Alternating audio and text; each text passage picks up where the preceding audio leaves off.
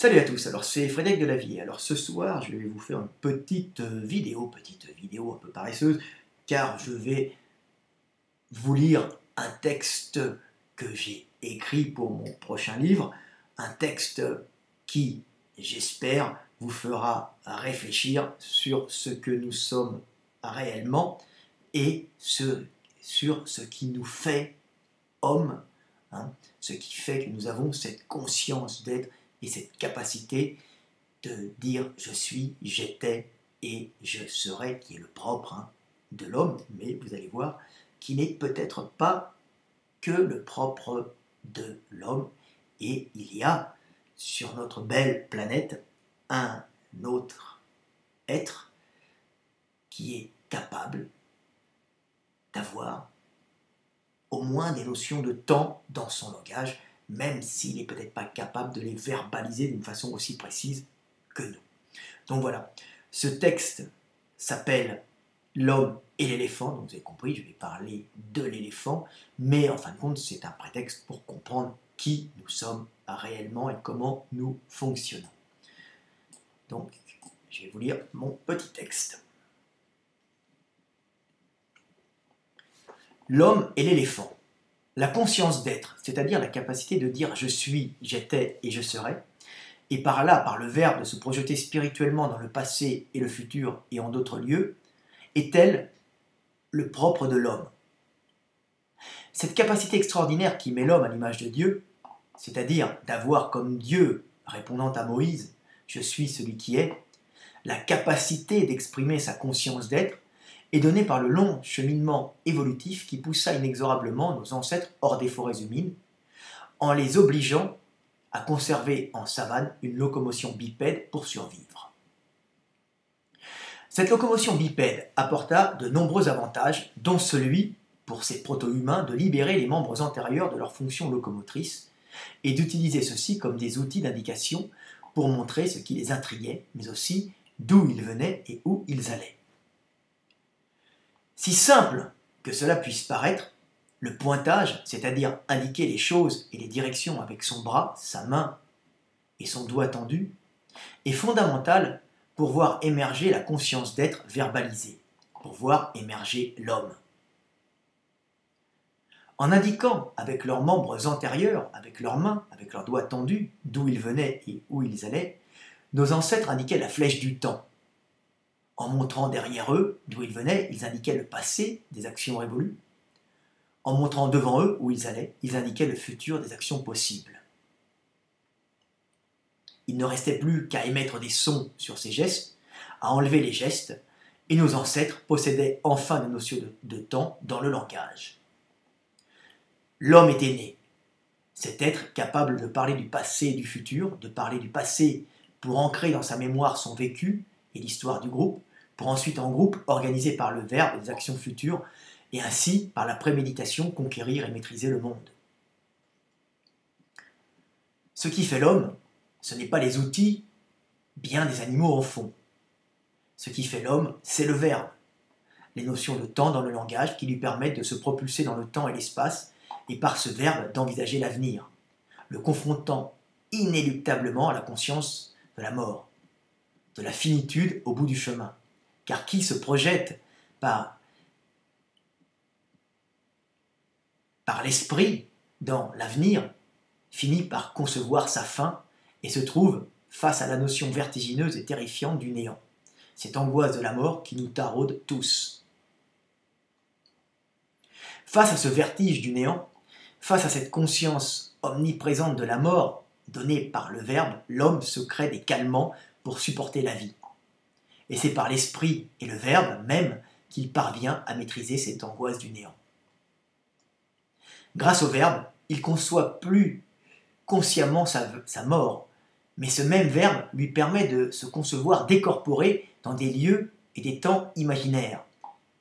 Il est capable de se concevoir en esprit sans le corps. Et cet esprit qu'il a projeté dans le passé ou le futur, ne pourrait-il pas perdurer après la mort du corps? C'est ainsi que par le verbe, l'homme conçut la notion d'esprit. Cet esprit que l'on projette par la pensée et qui pourrait rester après la mort dans le monde comme une entité invisible, l'esprit des ancêtres qui nous guide, l'esprit primordial du monde, et enfin Dieu, Dieu généré par le Verbe pour combler cette angoisse de la mort et ce vertige du néant. Grâce aux notions de temps dans le langage et au Verbe, l'homme a conquis la planète, mais généra le concept d'esprit et de Dieu, cette conscience qui perdure sans corps et qui est derrière toute chose. Cette capacité spirituelle de projection spatio-temporelle est donc directement liée au niveau évolutif à la capacité d'indiquer les directions avec ses membres. Et c'est là que l'éléphant, bien que moins technologique, est l'égal de l'homme, car l'éléphant possède un bras. Son bras, c'est son nez, sa trompe. La trompe de l'éléphant possède les mêmes fonctions d'indicateur spatial que le bras humain. L'éléphant s'en sert pour indiquer d'où il vient et où il va, générant ainsi des notions de temps dans son langage gestuel. Langage qui, bien que rudimentaire, lui permet de se concevoir spirituellement décorporé dans le passé et le futur, de réussir des tests comme celui de se reconnaître dans un miroir, ou de ne pas essayer de tirer un tapis sur lequel il est. Test que même un enfant de 2 ans ne réussit pas le plus souvent.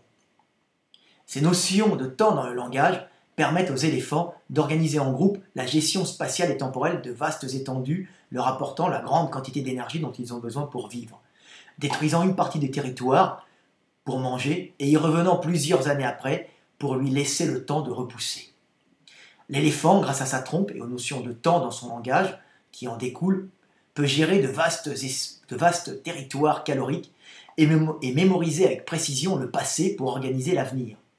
Mais comme l'homme, cette conscience d'être générée par l'esprit le confronte à la notion de la mort et à l'angoisse qui en découle.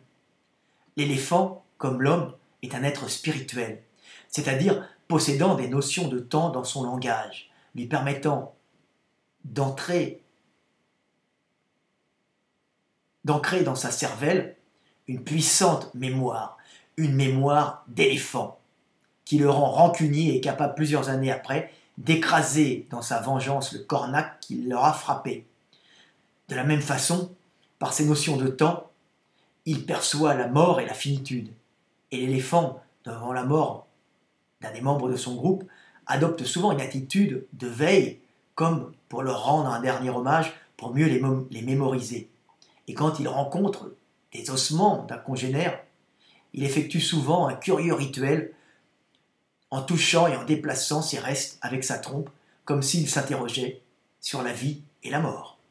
Voilà, petite vidéo pour vous faire comprendre que l'homme, dans sa spiritualité, est directement le fruit de son physique, et que si nous sommes des êtres spirituels, c'est que nous avons, par notre physique, la possibilité d'indiquer où l'on va, d'où l'on vient, donc d'indiquer le futur et le passé, donc d'être capable de se projeter spirituellement dans le temps, d'être capable de se concevoir, décorporé, de se concevoir par l'esprit dans d'autres lieux et d'autres temps. Nous sommes à l'égal de Dieu, un être spirituel capable de dire « Je suis celui qui est, j'étais et je serai ». Et l'éléphant est comme l'homme, à son niveau, à son échelle, un être spirituel. Voilà, petite vidéo pour vous montrer qu'en étudiant le monde, en étudiant la nature, en étudiant l'évolution, on se rapproche de la compréhension de l'esprit, de la compréhension de Dieu. Et pour comprendre parfaitement, pour en tout cas essayer de se rapprocher de Dieu, il faut avant tout étudier le monde d'une façon scientifique. Et à ce moment-là, vous vous rapprocherez de lui jusqu'au moment où vous ne ferez plus qu'un avec Dieu, plus qu'un avec vous-même. Voilà, Frédéric Delavier, 9 minutes 47 pour éveiller les consciences, pour devenir des hommes libres. À bientôt.